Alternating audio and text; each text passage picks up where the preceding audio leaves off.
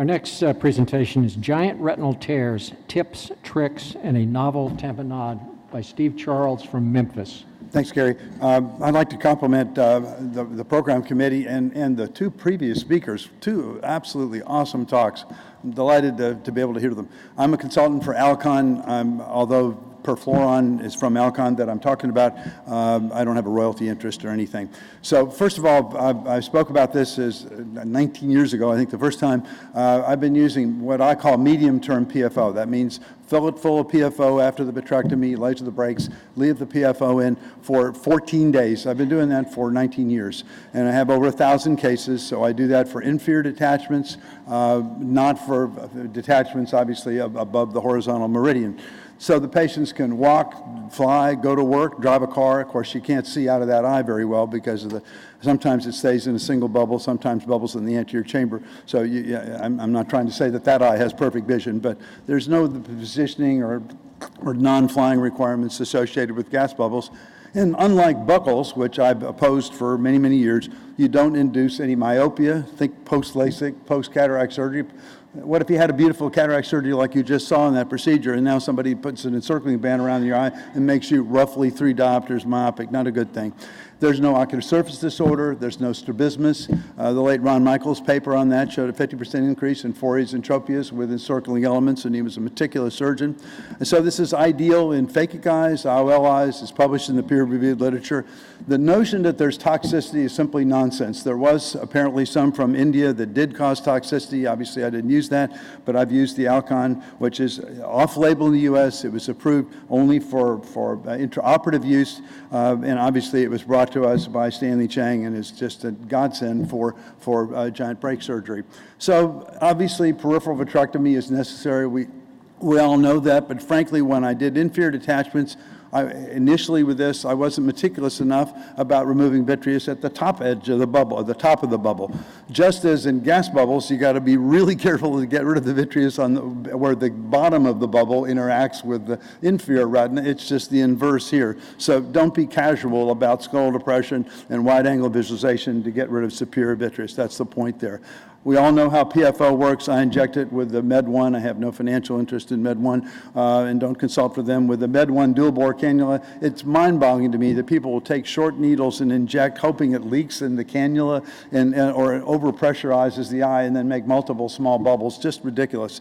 It's so simple to use this Med1 cannula, but you got to do it right. And Mark O'Mayan asked me, show the details. So the details are to keep the tip of the Med1 cannula in contact with the initial bubble you make in the optic nerve head, and then carefully focus and follow that upwards as that bubble expands. And if you do that every single time, you'll make a single bubble. If you have multiple small bubbles, you got a better shot at getting one of them going through the break, and they end up because of the specific gravity in the subfoveal space.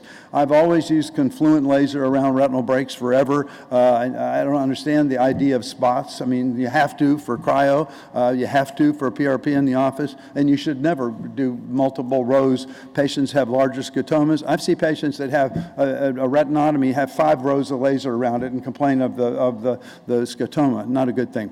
What about subretinal fluid drainage? Usually it comes out if it's highly viscous.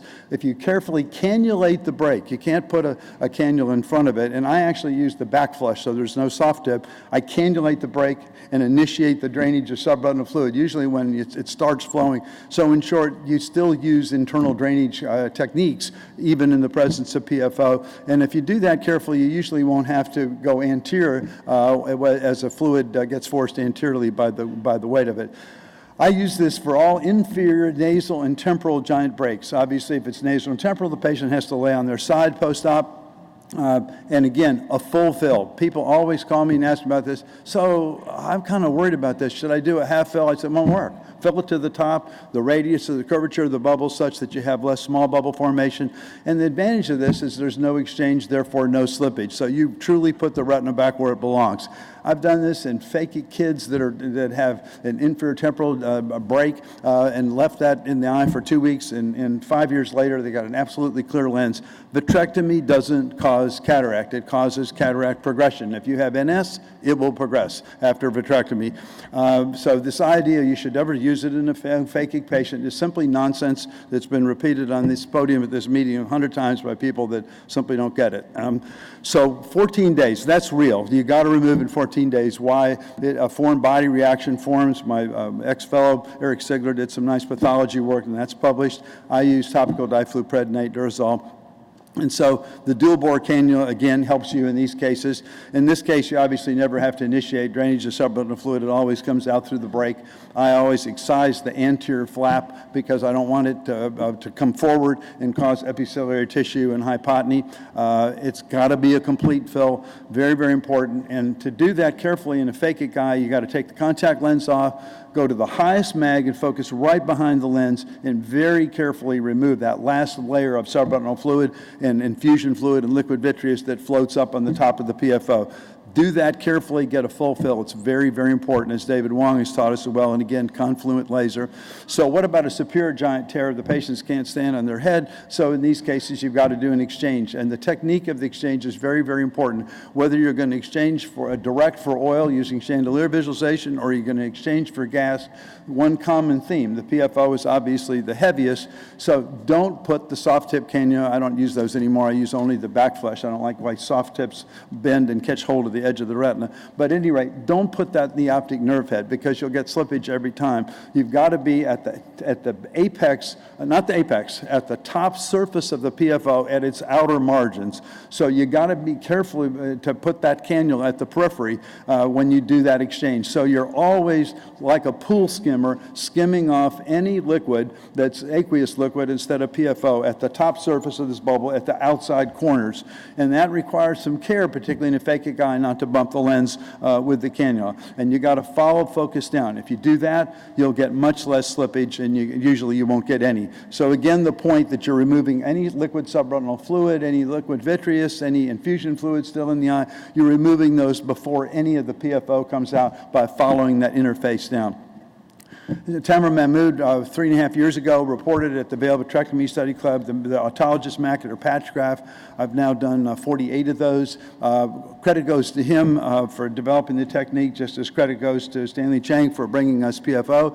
Why am I talking about it in this context? Because I've converted everybody I can get my hands on that does this technique to using the medium-term PFO for 1 week when you do the macular patch grafts. Why do I do that? Because of oxygenation. Einar Stevenson has taught us, as well as Nancy Hokamp's work, about the fact that when you do a vitrectomy, you've reduced the viscosity 800-fold, and viscosity is determined the diffusion equation, so now you have diffusion of oxygen. So if you use PFO, which was developed for liquid ventilation and for a blood substitute, there's plenty of data to support this. Now you're oxygenating from the front of the graft as well as from the choriocapillaris. Thank you.